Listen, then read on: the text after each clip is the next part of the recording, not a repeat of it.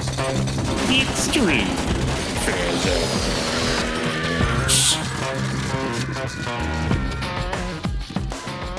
Some misunderstandings came up when we did the circuits of mystery, particularly about what makes a light bulb light up.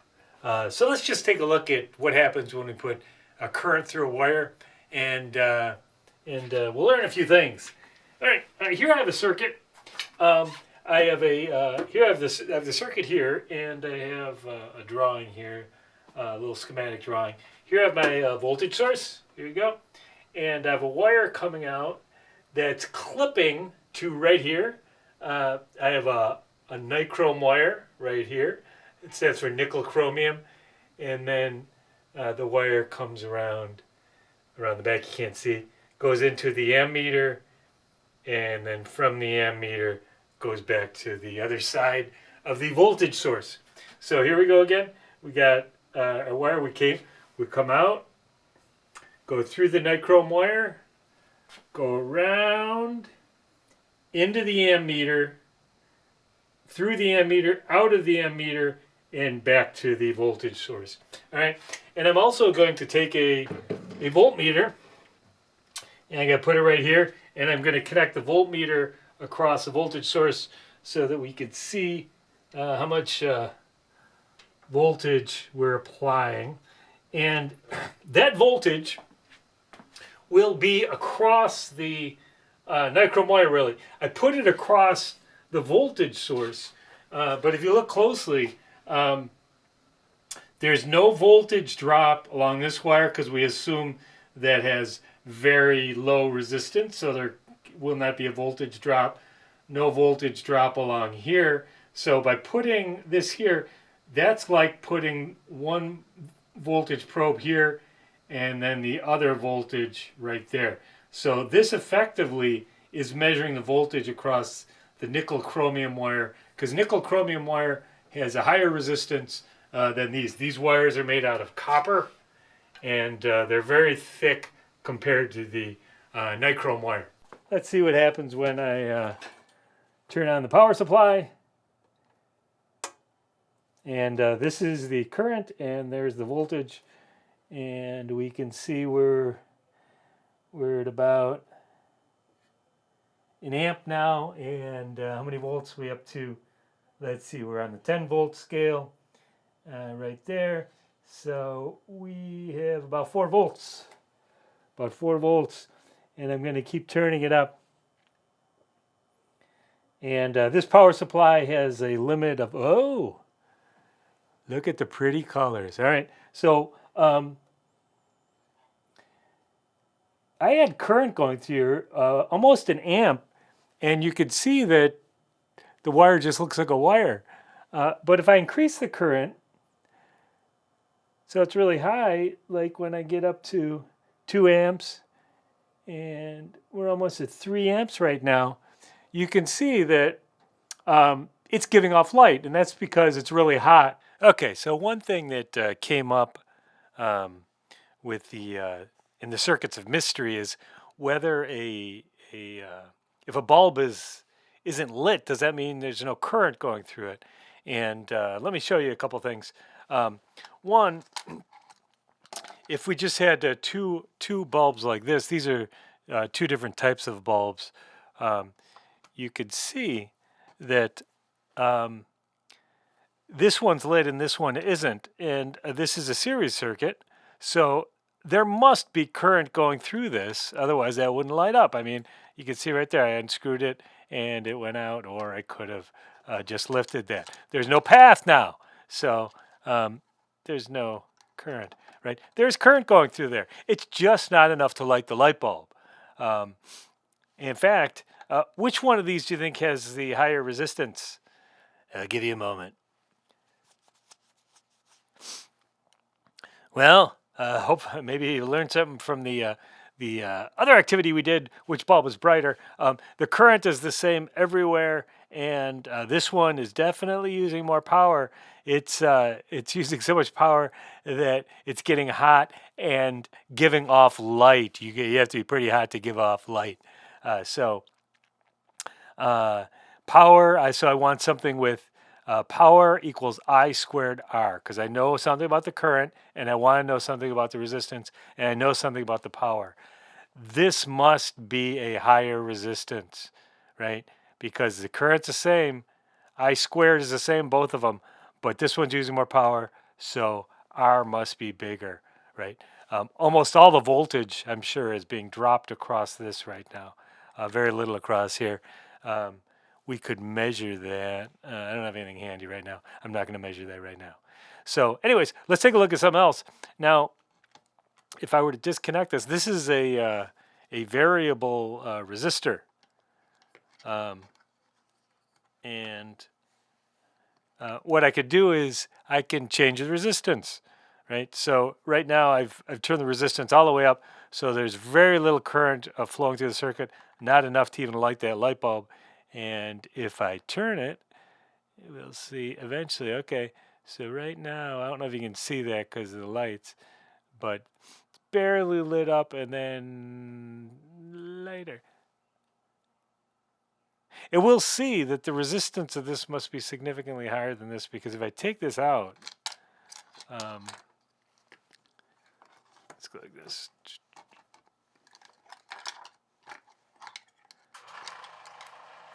This isn't, it doesn't change the brightness that much. And we can actually measure the current. So if I wanted to measure the current in this circuit, I would have to open up the circuit. I'm going to grab this ammeter right here. So what I need to do to get an ammeter in a circuit, I need to open up the circuit. An ammeter is more labor intensive than a voltmeter because you actually have to open up the circuit. So I'm actually going to put the ammeter right here.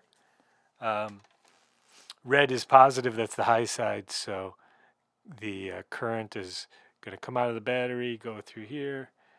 I'm going to connect this wire here, and I know it goes off the screen, but it comes around, goes in the ammeter. This is going to come out of the ammeter, and I'm going to connect it right here. Boom. And you can see that as I increase the resistance of this, the bulb gets dimmer and the current goes down, right? So there's a limit though, because this isn't an infinite resistance. So that's the lowest I can get it. It looks like, what is that? That is 20 milliamps. 20 milliamps is not enough current to make that hot enough to give off light. There is current flowing through it though. We can see it's current flowing through here. And as I turn this, the current goes up, and eventually the current is high enough that the filament gets hot enough, it starts giving off light, and the more current, the more light. And what's causing the current, of course, is voltage. There's a potential difference across here, and right now that's probably about 0 ohms. I don't know exactly how low it goes. There's a very low resistance right now. So this is about the only significant resistance in the circuit. And there we go. And we could test that real quickly. I could just do this. I could eliminate this altogether. And what happened to the current? Is it higher? I can't see.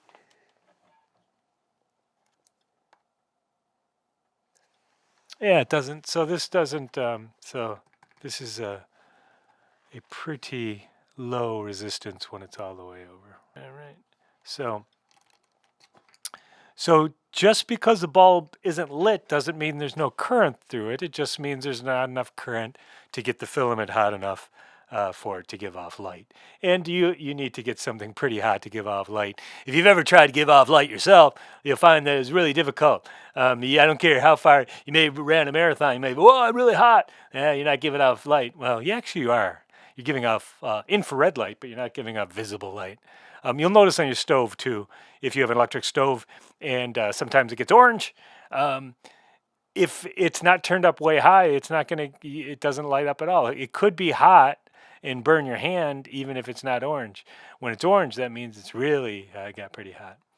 So anyways, there you go. That was a point of confusion with those bulbs when when A or B and C weren't lit.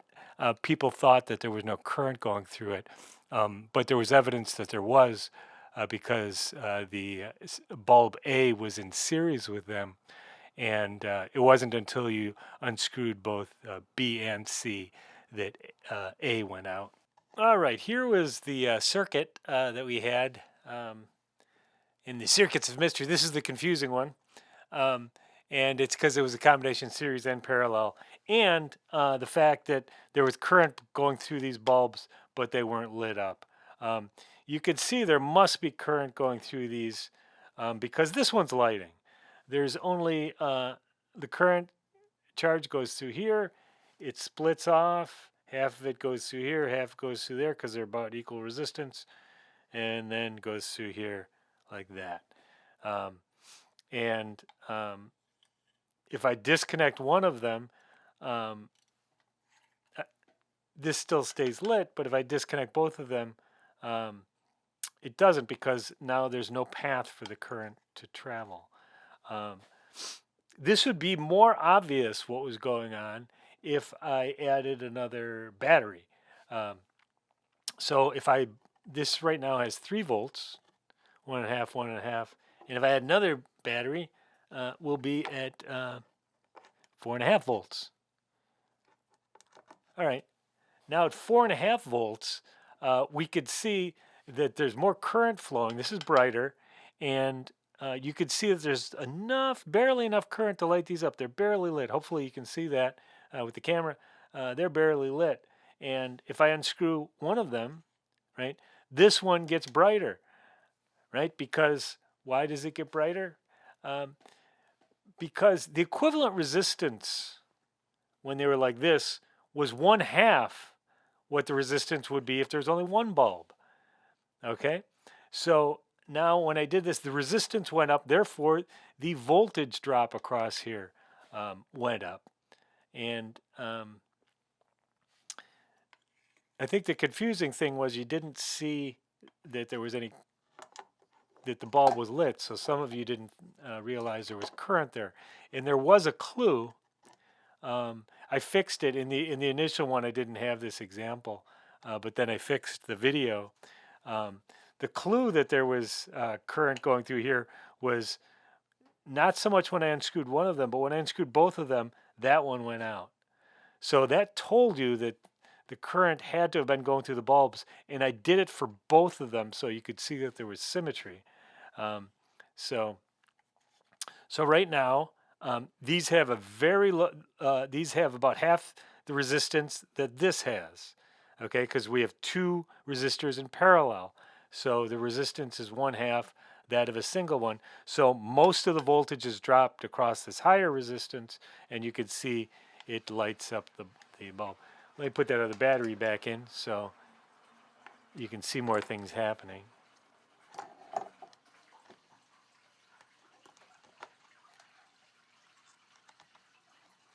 All right, so now we can see all 3 are lit up. These barely. When I unscrew this, I've actually increased the resistance in the circuit. This bulb got dimmer and this one got brighter because half the voltage is dropped across here and half the voltage is dropped across here. In fact, let me break out the voltmeters. This is bulb A, and it looks like it's so we're at about 2 volts there, and about 2 volts there, right? So we can see the bulbs aren't exactly the same, but they're close, 2-ish and 2-ish. Now, if I screw that in, we could see that this jumps up to about 3 volts because there's only about half a volt, a little more than half a volt across here, right? We could see that the voltage, in fact, I'm going to leave this here. Let's leave this clip down here. Watch what happens to the voltage across here. It's going to go up when I unscrew one of them. And if we take a look over here, we're going to see the voltage, the voltage go down when I unscrew. one of these. Let's take a look at what they used to do in the early days of electricity. One problem that came up in the early days of electricity. So, in your house, you have these wires, right? Let's see, is that still hot? Not bad. All right. And the wires, most people's houses are made out of wood, right? You got 2x4s. Those wires are actually just tacked to the frame of the house, and they literally, some of them, they just staple them to the wood. There you go. You got your wire. Beautiful. All right. Now there's insulation on these. In the early days, they didn't really even have insulation. They would have insulation on these standoffs, but the wires were bare. They're not bare anymore. They're covered. But one problem that in the early days of electricity is you had these wires, and people didn't know about loads and stuff like that. And people would put too many resistors in a circuit in parallel, and it would drop the resistance, and you would start getting a lot of current going through the wire, right? Once the current goes high enough, and then the wire would get hot, like that. And because the wire was touching wood, the wood would get hot. And when wood gets hot, it burns, right? The whole house could easily burn up. And this happened quite often, actually, in the early days of electricity, where you'd have house fires. And it's because these wires would get hot like that. And they were connected to the wood, and then the wood would start burning eventually. So they needed to have protection devices in there. This wouldn't happen if you didn't plug too many things into a circuit. But people don't pay attention to that stuff. And they kind of don't even know how much they could do there. And you could see, I don't know if you could see the smoke, but it's starting to smoke, right? You see that? I don't know if you can see it or not. But anyways, we got some smoke going because the wood's burning. I'm going to turn that off so we don't set up. And you could see that it actually burned the wood there. And that would have eventually caught on fire, right? So we needed techniques to prevent that sort of thing. I put in a safety device here. This is, you can see here I have these pieces of aluminum foil that I cut down to a small wedge, and then they flare out again. So any current that has to go through here goes through this wide section, but then it has to go very narrow section. And we know that the resistance is going to go up in that hunk of foil because the resistance is rho L over A, right? Cross-sectional area. This is a very small cross-sectional area in there, so the resistance is going to go up. We're going to have some current going through there, and the power dissipated in that is going to be I squared R, the current squared times the resistance. So as the resistance goes up, that section is going to be using up power, and it's going to turn into thermal energy. It's going to get hot, and hopefully it burns up before this. So we have the voltage or the current is coming out of the power supply because we have a voltage across these two leads. It's coming through here, through the nichrome wire. This just coils around because it's a little long. Through what this is going to be my fuse, and then back around into the ammeter and back into the power supply. And we're going to monitor the voltage and the current. And let's see if this protects us. Let's see if we still get nice and in orange here. Let's see what happens here. Turning it up.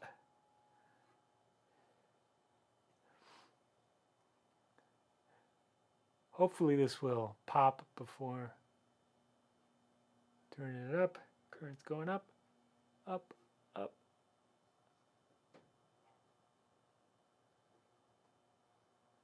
Uh-oh.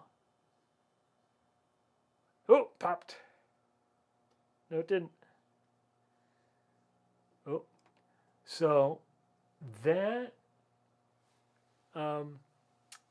that fuse It doesn't blow at 3 amps. All right, so let's lower this.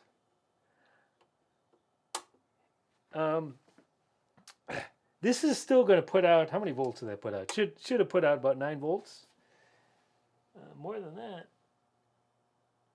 Over 10. Okay. So if I lower this resistance, this is still going to put out over 10 volts, but I'm going to get more current because I equals V over R. So let's take a look at that. How could I lower the resistance of this? We know that resistance equals rho L over A. So if we decrease the length of our resistor, and I'm going to do, I've lowered the resistance. So we should be able to have a lot more current. Now this is limited at 4 amps, I believe. So maybe this doesn't blow before 4 amps, in which case I'm out of luck. Let's try it up. And there we go. And it looks like we're getting orange there. 2 amps. Oh, burned the wire. The wire acted as my fuse. All right, so the wire melted. All right, so I'm going to try one of these other ones. Let's see if one of these other ones works better. Let's try this one. The fuses I made weren't very good. Didn't protect anybody. House burnt down. Very sad. All right, so let me get another piece of wire and turn my voltage down. Notice we didn't lose our voltage. We just lost the current. We broke the circuit, but there's still voltage across the source. Let's see what we got here. All right, let's try it again. Yeah, right. Okay, we're connected to that circuit, but that fuse now. Let's see if that fuse works any better. Wire is getting hot, not protecting us very well. Oh, no. All right, nichrome wire keeps burning up before the my fuse. All right, you know what I'm gonna do? I'm going to eliminate the nichrome wire. I just want you to see the fuse work.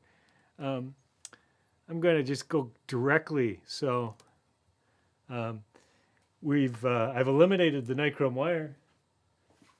So the highest resistance at this point would be, if I get rid of that, the highest resistance would be the fuse actually, right? And so now the only resistance in here is the fuse. We certainly have resistance in the wire, but the fuse is probably the point of highest resistance. Let's see if we can get this fuse to pop without shutting the power supply down. All right, so right now we're basically kind of at a dead short, so our current's going to go up real quickly. I'm already at 1.2 amps with almost no voltage. Let's see, keep turning it up.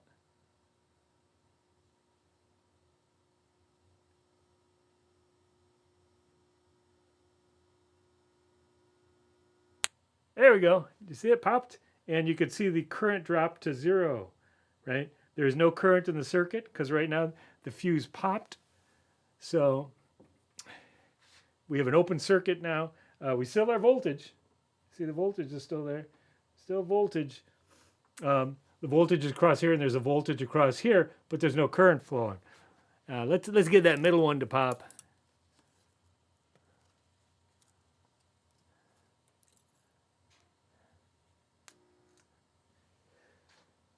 Oops.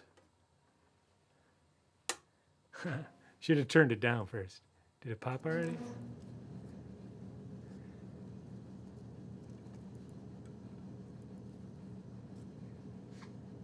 All right, let's try it. Turn it up. We're up to 4 amps.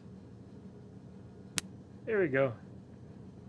I don't know. That took about 7 amps to make that go.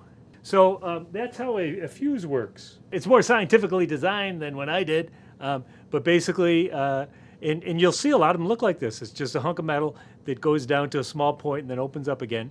And that small point has a small cross-sectional area, so the resistance is high at that point. Extreme physics.